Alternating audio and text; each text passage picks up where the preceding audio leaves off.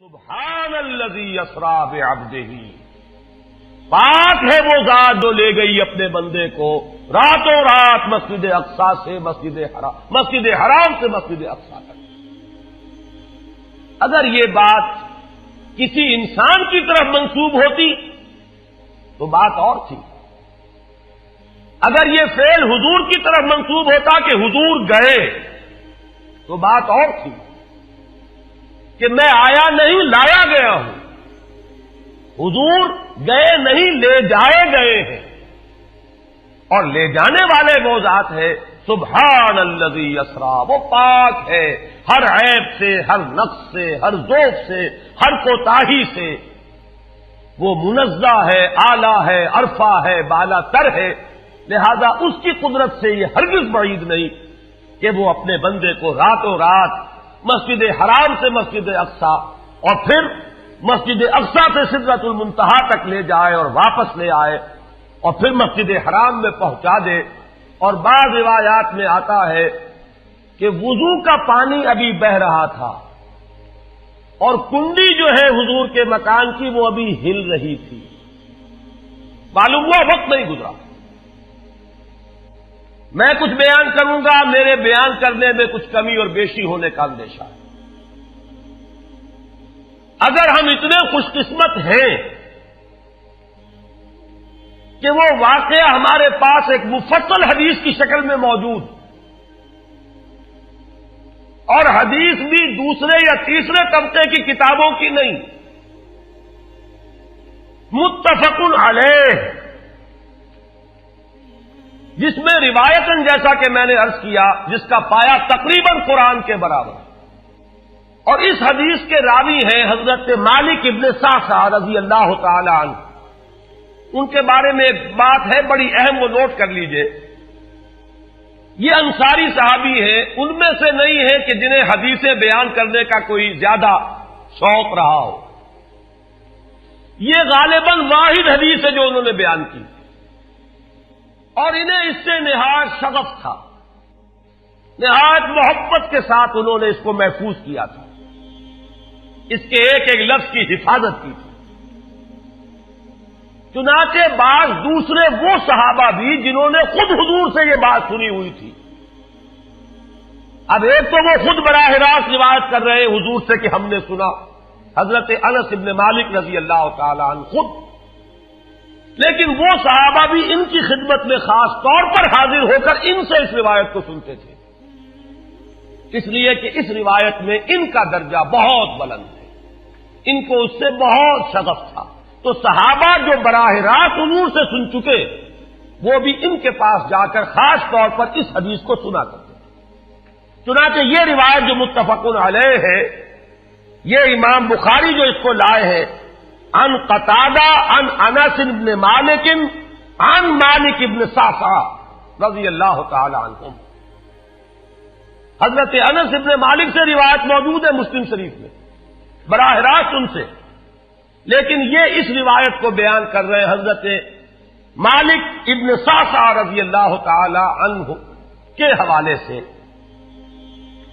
روایت کیا ہے؟ ان النبی صلی اللہ علیہ وسلم حدثہم عن لیلۃ اسری بہ۔ اب دیکھیے یہ مرفوع حدیث ہو گئی، حضرت صعصع بیان فرما رہے ہیں کہ نبی اکرم صلی اللہ علیہ وسلم نے خود ہمیں سنایا،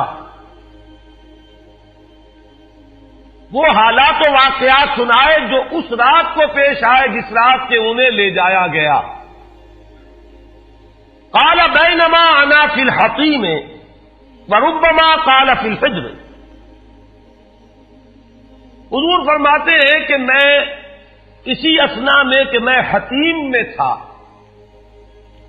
اور ایک دوسری روایت میں الفاظ حجر آئے ہیں، وہ بھی کہتے ہیں اسی حصے کو، مضطجعا میں لیٹا ہوا تھا، اذ اتانی آتن کہ اچانک میرے پاس ایک آنے والا آیا۔ یہ آنے والے کون ہیں؟ حضرت جبرائیل، یہ بعد میں واضح ہو جائے گا۔ فشق ما بین ہذہ الی ہذہ، حضور نے اشارہ فرمایا، اس نے یہاں سے یہاں تک میرا سینہ چاک کیا، یعنی من طفرت نہرہ ہی الی شعرتہ ہی، یہ جو گڑھا ہے حلق کا گڑھا، یہاں سے لے کر تیرے ناک تک سینہ چاک کیا، فاستخرج قلبی، اور میرا دل نکالا، ثم اعطیت بطست من ذهب مملوء ایمانا فغسل قلبی، پھر ایک تشت لایا گیا سنہری جو ایمان سے مملوء تھا، بھرا ہوا تھا، تو پھر اس کے ذریعے سے میرے اس قلب کو، سینے کو دھویا گیا، ثم حشیا ثم اعید، وفی روایت اس کے بعد اس کو لوٹا دیا گیا اور پھر وہ زخم بھی سی دیا گیا۔ ایک روایت میں آتا ہے ثم غسل البطن بماء زمزم ثم ملئ ایمانا وحکمتا، اسی طریقے سے پورے پیٹ کو بھی صاف کیا گیا مائے زمزم سے، اور اس میں بھی ایمان اور حکمت بھر دیے گئے۔ ثم اعطیت بدابۃ، پھر میرے پاس ایک چوپایا لایا گیا، دون البغل فوق الحمار، جو بغل یعنی خچر سے تو کچھ چھوٹا تھا، اور حمار یعنی گدھے سے کچھ بڑا تھا، اب یہ جو سفید تھا، یقال لہ البراق، جس کا نام براق ہے، وَيَدَعُ خَطْوَهُ عِنْدَ أَقْصَى طَرْفِهِ، اور اس کا ہر قدم اس کی حد نگاہ پر جا کر پڑتا تھا۔ فَعِلْتُ عَلَيْهِ، میں اس پر سوار ہوا، فَانْطَلَقَ بِي جِبْرَائِیل، اب یہاں نام آ گیا، وہ آنے والے کون تھے؟ پھر چلے میرے ساتھ حضرت جبرائیل، حتی اتی السماء الدنیا، یہاں تک کہ وہ آسمان دنیا تک پہنچ گئے، جو پہلا آسمان۔ اب یہاں دیکھیے وہ روایت میں جو زمینی سفر کا درمیانی حصہ ہے وہ رہ گیا، دوسری روایات سے ہم اس کو جوڑ کر جمع کریں کہ پہلا زمینی سفر ہے، مسجد اقصیٰ تک پہنچے ہیں، وہاں جا کر روایت میں آتا ہے میں نے وہی اپنے اس خچر کو باندھا، براق کو، جہاں انبیاء باندھا کرتے تھے، اور پھر وہاں میں نے نماز ادا کی، بہت سے لوگ جمع ہوئے، میں منتظر تھا کہ کون نماز پڑھائے گا، کہ جبرائیل نے میرا ہاتھ پکڑ کر مجھے آگے کیا، میں نے نماز پڑھائی، اور پھر جبرائیل نے مجھے بتایا کہ یہ تمام انبیاء تھے جو اس دنیا میں مبعوث ہوئے ہیں، اور آج آپ نے ان سب کی امامت کی۔ یہاں سے پھر شروع ہوا ہے وہ دوسرا سفر، لیکن جب پہلے آسمان تک پہنچے، فاستفتح، انہوں نے دستک دی، کھلوانا چاہا، قیل من ھذا، پوچھا گیا کون ہے؟ قال جبرائیل، انہوں نے جواب دیا جبرائیل۔ قیل ومن معک، پوچھا گیا کہ آپ کے ساتھ کون ہے؟ دیکھیے یہاں ذہن میں رکھیے گا، اس امکان کو کوئی شخص مسترد نہیں کر سکتا کہ ان ملائکہ کے علم میں ہو، لیکن پھر بھی پوچھ رہے ہیں، قانون قانون ہے، دروازے پر دستک دینی ہوگی، آئیڈینٹی ڈسکلوز کرنی ہوگی، چاہے علم میں ہو۔ جج جو ہے وہ اپنے علم کی بنیاد پر فیصلہ کبھی نہیں دے گا، وہ تو مقدمے کی سماعت ہوگی، شہادتوں کی بنیاد پر فیصلہ ہوگا۔ ذاتی علم کی بنیاد پر کرنا ہے تو وہ خود کسی اور عدالت میں اس مقدمے کو منتقل کرے اور وہاں گواہ کی حیثیت سے پیش ہو، تو قانون قانون ہے۔ پوچھا گیا آپ کے ساتھ کون ہے؟ قال محمد صلی اللہ علیہ وسلم۔ قیل وقد ارسل الیہ، پوچھا گیا کیا انہیں بلایا گیا ہے؟ قال نعم، انہوں نے فرمایا ہاں۔ قیل مرحبا بہ فنعم المجیء، جا ففتح فلما خلصت، اس کے بعد کہا گیا مرحبا ان کے لیے، تہنیت ہے، مبارکباد ہے، خوش آمدید ہے، کیا ہی اچھے ہیں وہ جو لائے گئے ہیں۔ پھر وہ سمائے دنیا جو ہے اس کا دروازہ کھولا گیا، میں اس میں داخل ہوا، فیضا فیہا آدم، میں نے دیکھا وہاں حضرت آدم تشریف فرما ہے۔ فقال ھذا ابوک، جبرائیل نے کہا یہ آپ کے جد امجد ہیں، فسلم علیہ، ان کو سلام کیجئے، فسلمت علیہ، میں نے انہیں سلام کہا، فرد السلام، انہوں نے سلام کا جواب دیا، ثم قال مرحبا بالابن الصالح والنبی الصالح، خوش آمدید ہے، مرحبا ہے صالح بیٹے اور صالح نبی پر۔ ثم صعد بی، پھر مجھے اور اٹھایا گیا، حتی اتی السماء الثانیہ، یہاں تک کہ جبرائیل پہنچ گئے دوسرے آسمان تک۔ فاستفتح، پھر وہی سوال و جواب ہے، میں اب ترجمہ نہیں کروں گا۔ قیل من ھذا قال جبرائیل، قیل ومن معک قال محمد، قیل وقد ارسل الیہ قال نعم، قیل مرحبا بہ فنعم المجیء جاء ففتح فلما خلصت۔ جب یہ سارا اس کارروائی کے بعد داخل ہوئے ہیں دوسرے آسمان پر، فَإِذَا يَحْيَىٰ وَعِيسَىٰ وَهُوَ ابْنَا خَالَةٍ، وہاں میں نے دیکھا کہ یحییٰ اور عیسیٰ ہیں اور یہ خالہ زاد بھائی ہیں۔ قَالَ هَٰذَا يَحْيَىٰ وَهَٰذَا عِيسَىٰ فَسَلِّمْ عَلَيْهِمَا فَسَلَّمْتُ فَرَدَّا ثُمَّ قَالَ مَرْحَبًا بِالْأَخِ الصَّالِحِ وَالنَّبِيِّ الصَّالِحِ، انہوں نے بھی کہا خوش آمدید اور مرحبا ایک صالح بھائی اور صالح نبی کو، یہاں نوٹ کیجئے گا، حضرت عیسیٰ اور حضرت یحییٰ یہ بنی اسرائیل میں سے، لہذا حضور کو اپنا بیٹا نہیں کہہ سکتے، بھائی کہہ رہے ہیں۔ آدم جد امجد ہیں، انہوں نے بیٹا کہا ہے۔ مرحبا بابن الصالح والنبی الصالح، وہ نبی تو ہے، سب کہیں گے نبی، لیکن کوئی بھائی کہے گا، کوئی بیٹا کہے گا۔ ابراہیم بیٹا کہیں گے، موسیٰ وہ بھائی کہیں گے، جن کی نسل سے آپ نہیں ہیں، وہ جو براہ راست نسل چلی آ رہی ہے اس میں جو ذکر کرے گا وہ بیٹے کے لفظ سے کرے گا۔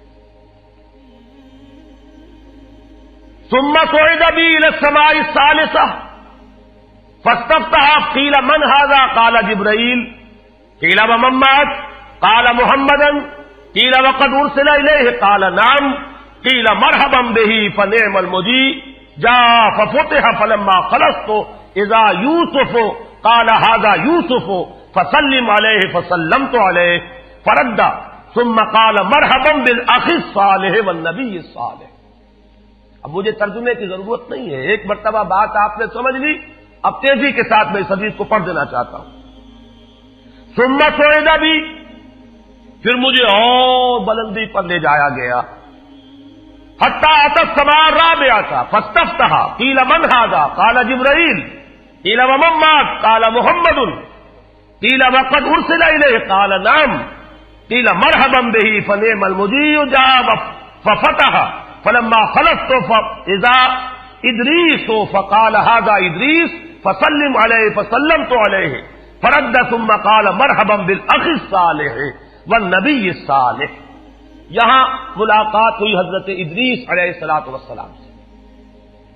ثم صعد بی حتی اتی السماء الخامسۃ فاستفتح قیل من ھذا قال جبرائیل، قیل ومن معک قال محمد، قیل وقد ارسل الیہ قال نعم، قیل مرحبا بہ فنعم المجیء جاء ففتح فلما خلصت فاذا ہارون قال ھذا ہارون فسلم علیہ فسلمت علیہ فرد ثم قال مرحبا بالاخ الصالح والنبی الصالح۔ ثم صعد بی حتی اتی السماء السادسہ فاستفتح قیل من ھذا قال جبرائیل، قیل ومن معک قال محمد، قیل وقد ارسل الیہ قال نعم، قیل مرحبا بہ فنعم المجیء جاء ففتح فلما خلصت فاذا موسیٰ قال ھذا موسیٰ فسلم علیہ فسلمت علیہ فرد ثم قال مرحبا بالاخ الصالح والنبی الصالح۔ چھٹے آسمان پر یہ حضرت موسیٰ سے ملاقات ہوئی. فلما جاوزت بکا، جب میں آگے بڑھا تو حضرت موسیٰ روئے. قیل ما یبکیک، ان سے پوچھا گیا کہ آپ کو کیا چیز رلا رہی ہے؟ قال ابکی لأن غلاما بعث بعدی، کہ مجھے اس بات پر رونا آ رہا ہے یہ نوجوان محمد صلی اللہ علیہ وسلم، یہ میرے بہت بعد ان کی بعثت ہوئی ہے. يدخل الجنت من امتہ اکثر ممن يدخلها من امتی، میرے بہت بعد آنے کے باوجود ان کی امت میں سے جنت میں داخل ہونے والوں کی تعداد میری امت کے مقابلے میں بہت زیادہ ہوگی.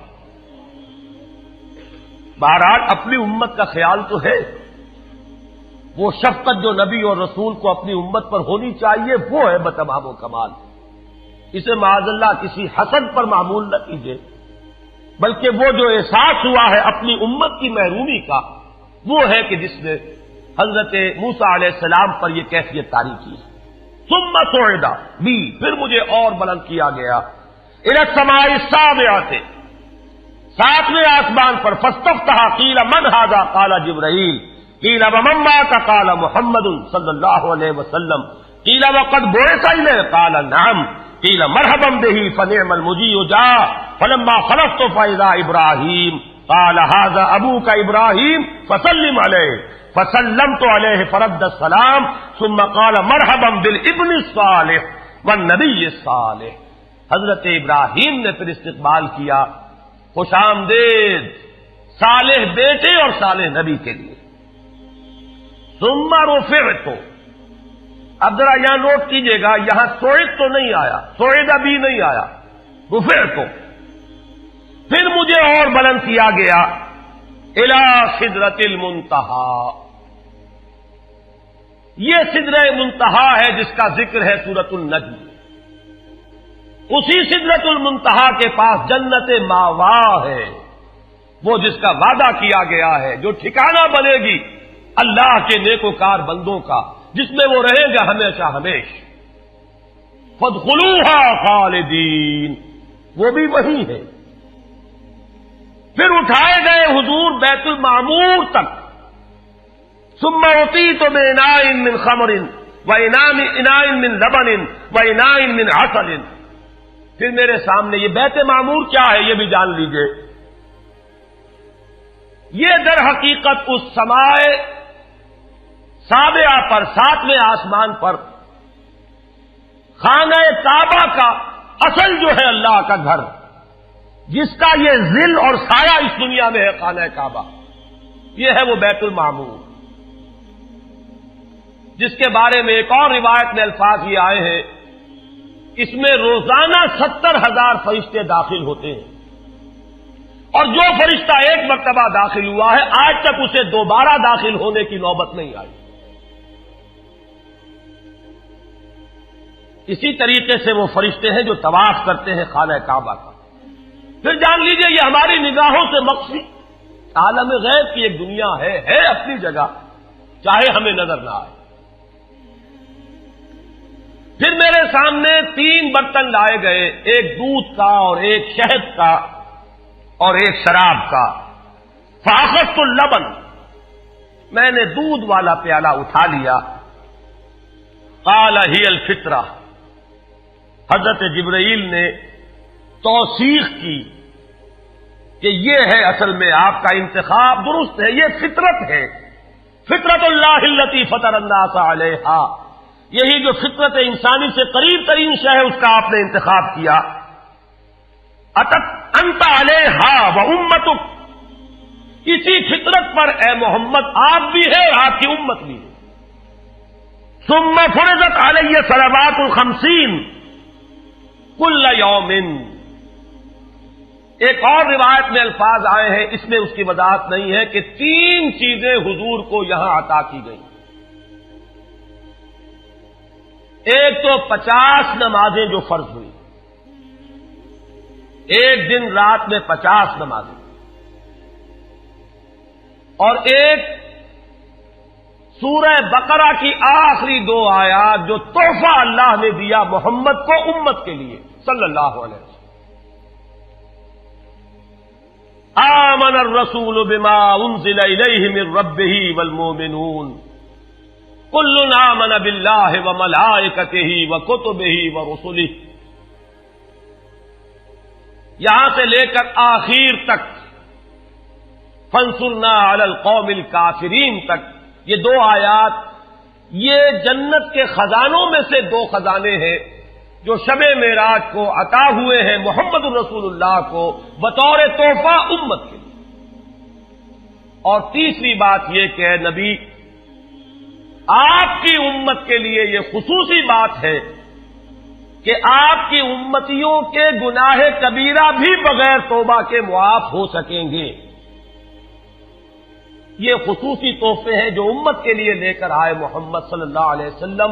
3 تحفے نماز جو اس معراج میں فرض ہو رہی ہے اور اسی کو حضور کہہ رہے ہیں الصلاۃ معراج المومنین. اہل ایمان کے لیے یہ بمنزلہ معراج ہے. اس میں پھر روایت میں تفصیل آ رہی ہے. واپس جب آئے ہیں حضرت موسیٰ سے ملاقات ہوئی اور انہوں نے یہ فرمایا کہ یہ 50 نمازیں بہت ہیں, مجھے تجربہ ہے, تمہاری امت اس کا تحمل نہ کر سکے گی, واپس جاؤ درخواست کرو کم کرواؤ. حضور گئے, 10 نمازیں اس میں معاف ہوئی, 40 ہوئی. پھر یہی بات ہوئی, پھر بھیجا حضرت موسیٰ نے, پھر 30 ہوئی, پھر 20 ہوئی, چوتھی مرتبہ پھر وہ 10 اور پھر 5 رہ گئیں. اس پر بھی حضرت موسیٰ نے یہ کہا اب بھی جاؤ یہ بھی بھاری ہے. حضور نے فرمایا مجھے شرم آتی ہے, میں اتنی مرتبہ جا چکا ہوں, مزید اب جانے سے حیا محسوس کر رہا ہوں. تو ندا آئی کہ یہ 5 ہی 50 کے برابر ہیں. ہمارے ہاں قول بدلا نہیں جاتا. یہ 5 جو ہے در حقیقت یہ قائم مقام ہے ان 50 کے کہ جو اولاً ہم نے فرض کی تھی. یہ 50 ہی شمار ہوں گی اگر ان کا انسان ان پر مداومت اختیار کر لے. میں آخری جملہ آپ کو اس کا سنا دیتا ہوں. فَأُمِرْتُ بِخَمْسِ صَلَوَاتٍ كُلَّ يَوْمٍ فَرَجَعْتُ إِلَىٰ مُوسَىٰ فَقَالَ بِمَا أُمِرْتُ بِخَمْسِ صَلَوَاتٍ كُلَّ يَوْمٍ قَالَ إِنَّ أُمَّتَكَ لَا تَسْتَطِيعُ 5 صَلَوَاتٍ كُلَّ يَوْمٍ وَإِنِّي قَدْ جَرَّبْتُ النَّاسَ قَبْلَكَ وَعَالَجْتُ بَنِي إِسْرَائِيلَ أَشَدَّ الْمُعَالَجَةِ. میں نے بنی اسرائیل کا حتی الامکان معالجہ کیا, ان کے حالات کو درست کرنے کی کوشش کی, لیکن مجھے تجربہ ہے یہ 5 بھی نہیں جھیلی جائیں گی. فرجع الی ربک فاسألہ التخفیف, مزید تخفیف چاہیے لأمتک. قال سألت ربی حتی استحییت ولکنی ارضی واسلم.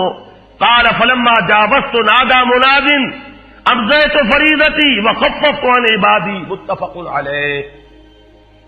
مجھے ندا آئی کہ میں نے اپنے بندوں پر تخفیف کی. اس میں وہ ذکر نہیں ہے, دوسری روایت میں ہے کہ ساتھ ہی وضاحت ہو گئی کہ یہ 5 نمازیں بھی 50 کے برابر ہے. میری بات نہیں بدلی گئی ہے, وہ در حقیقت میں نے اسی 50 کا رتبہ جو ہے ان 5 کو عطا فرما دیا. یہ روایت ہے جو متفق علیہ ہے. روایات کثیر, جنت اور دوزخ کے جو مشاہدات کرائے گئے وہ بہت تفصیل سے دوسری روایات میں, لیکن کسی اور روایت کا استناد کے اعتبار سے, اسناد کے اعتبار سے وہ درجہ نہیں ہے جو اس روایت کا. باقی میں نے مسلم شریف کی روایات میں سے اور تفاصیل آپ کو سنائی ہے. یہ ہے واقعہ. پھر حضور واپس آئے ہیں, وہیں بیت المسجد اقصی میں آئے ہیں, پھر واپس تشریف لائے ہیں, اور اس کا میں بیان کر چکا ہوں دوسری روایات میں کہ وقت بالکل نہیں گزرا, کہیں روک دیا گیا ہے, پوری کائنات کو کہیں تھام دیا گیا. یہ بات تو وہ ہے جو آج سے پہلے بھی سمجھ میں آ سکتی تھی کہ شاید کسی ایک جگہ پر پوری کائنات کو روک دیا گیا. وقت بالکل نہیں گزرا کسی کے لیے. لیکن جیسا کہ میں نے عرض کیا, اس وقت تو یہ بھی سمجھ میں آتا ہے کہ سب کے لیے وقت گزر رہا ہو اور صرف محمد الرسول اللہ کے لیے نہ گزرے صلی اللہ علیہ وسلم. آج یہ بات بھی سمجھ میں آ سکتی ہے, لیکن یہ ہے کہ قرین قیاس وہی پہلی بات ہے. کہ اس میں پورے اس وقت کے لیے وقت کی رفتار کو روک دیا گیا ہو، وہ مسئلہ یاد آ گیا کہ آگے بڑھو یا وقت کی رفتار روک دو۔ تو یہ وقت کی رفتار ہے جو محمد الرسول اللہ صلی اللہ علیہ وسلم کے لیے روک دی گئی۔ اس کے بعد جو ہنگامہ ہونا چاہیے تھا وہ ہوا۔ صبح جب حضور نے فرمایا کہ یہ میرے ساتھ واقعہ پیش آیا ہے تو جو رد عمل ہونا چاہیے تھا وہ ہوا ہے۔ یہاں تک بھی ہوا ہے کہ بہت سے مومنین صادقین متزلزل ہو گئے، مشرکین نے، کفار نے بغلیں بجائیں کہ اب ہمیں موقع مل گیا۔ معلوم ہوتا ابھی تک تو شک ہی کی بات تھی کہ ان کو کچھ خلل دماغی کا عارضہ ہے، اب تو ثابت ہو گیا، کسی شک کو شبے کی گنجائش نہیں۔ چنانچہ اب آپ اس کا اندازہ کیجئے، یہ واقعہ مکے میں بیٹھ کر بیان کیا جا رہا ہے، امتحان لیے گئے ہیں۔ اچھا اگر گئے تھے تو بتاؤ مسجد اقصی کے ستون کتنے ہیں، وہاں کی کھڑکیاں کیسی ہیں؟ حضور فرماتے ہیں، ایک حدیث موجود ہے کہ میں گھبرا گیا، اس لیے کہ کس کو یاد رہتا ہے، مسجد اقصی میں جا کر حضور ستون تو نہیں گن رہے تھے، لیکن یہ کہ جب پوچھا جا رہا ہے تو مجمع میں تو ہو سکتا ہے کہ تالی پٹ جائے کہ اچانک اللہ تعالی نے میرے سامنے مسجد اقصی کو کر دیا، اب میں دیکھ کر بتا رہا ہوں اور لوگ دنگ ہو رہے ہیں۔ اب دیکھیے وہ مشاہدہ جو میں نے عرض کیا تھا، مشاہدات بے شمار ہیں۔ جنت سامنے لے آئی جاتی ہے اور آگ سامنے لے آئی جاتی ہے، جہنم سامنے لے آئی جاتی ہے، مسجد اقصی سامنے لے آئی گئی ہے، جن میں سے ہر سوال کا جواب حضور نے مشاہدے سے دیا ہے۔ اسی ضمن میں وہ واقعہ آتا ہے کہ حضرت ابوبکر کے پاس گئے لوگ دوڑے دوڑے، وہ یہ سمجھتے تھے کہ اگر یہ پالا ہم مار لیں تو پھر ہماری جیت ہے، ابوبکر کو اگر ہم متزلزل کر دیں تو پھر گویا کہ ہمارے لیے کوئی اور پرابلم نہ رہے گا۔ روایت میں آتا ہے حضرت ابوبکر نے بھی سن کر ایک دفعہ جھرجھری لی ہے، لیکن صرف ایک سوال کیا، کیا واقعی وہ یہ فرما رہے ہیں؟ لوگوں نے خوش ہو کر کہا، تالیاں بجائیں، ہاں ہاں کہہ رہے ہیں، چلو ہم لے چلتے ہیں۔ انہوں نے سمجھا کہ ہمارا وار جو ہے کارگر ہوا ہے، واقعی کو تزلزل ہے، لیکن اگلا جواب ابوبکر کا یہ تھا، اگر وہ کہہ رہے ہیں تو 100% درست کہہ رہے ہیں۔ میں روزانہ یہ مانتا ہوں کہ فرشتہ آسمان سے ان کے پاس آتا ہے، تو اگر ایک مرتبہ انہیں آسمان پر لے جایا گیا تو یہ کون سی بعید ہے؟ یہ ہے وہ دن کہ جس کے بعد صدیق اکبر شمار ہوئے ہیں ابوبکر صدیق